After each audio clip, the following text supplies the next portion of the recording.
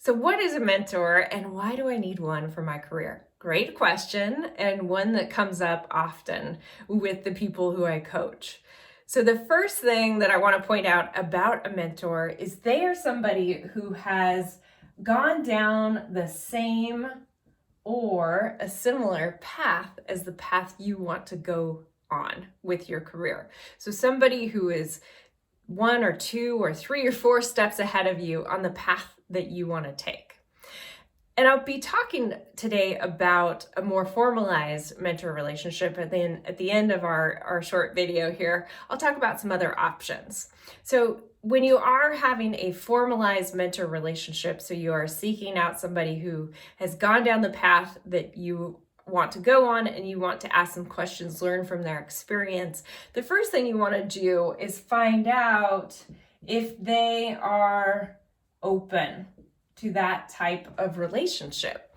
And the reason for that is because we have so many things going on in our lives, especially now, and you want to make sure that the person has the availability, the bandwidth, the mindset to be a mentor for you. And oftentimes they're going to want to do it because we as human beings naturally like to help others. So they are probably going to be open to it, although they may have something going on in their life where now is not a great time. So knowing that they're open to mentorship is a great place to start. Then when you meet with your mentor, you're going to want to have pointed questions. What do I mean by that? You're going to want to have an agenda. You're going to want to have topics that you want to explore with them specifically.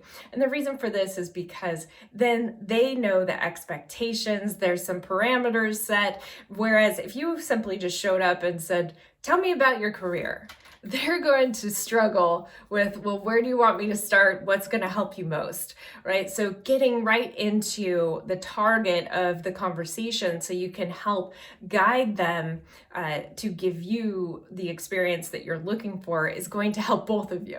It's going to have them feel a sense of accomplishment, and it's going to give you what you need to move forward. Now, the last thing I want to talk about is options. So when we think of mentors, we often think of people in our company or people who've gone down the same path as us that we know. Now, there are different options with mentors. So number one, if you have an author who has done what you want to do, that's a great mentor. You're not going to have that back and forth conversation necessarily, but learning from their experience in a book is a great way to seek mentorship. Also, a podcast host could be a great mentor. And we often think that mentors need to be older than us. Well, that's just not true. Sometimes mentors are younger than us. It simply means that they're 1, 2, 3, etc. steps ahead of us on the path that we want to go on. So please don't limit yourself to only people who are older than you. Another great way to have mentorship is through peer mentorship. So people who you work with on a peer level may have gone through something that you haven't yet experienced. So there are so many different ways that you can receive mentorship. And as part of that, you want to give it back. So make sure that you are also giving back, being a mentor to others as it's appropriate and as your skill level increases. So you are also giving back as you receive mentorship.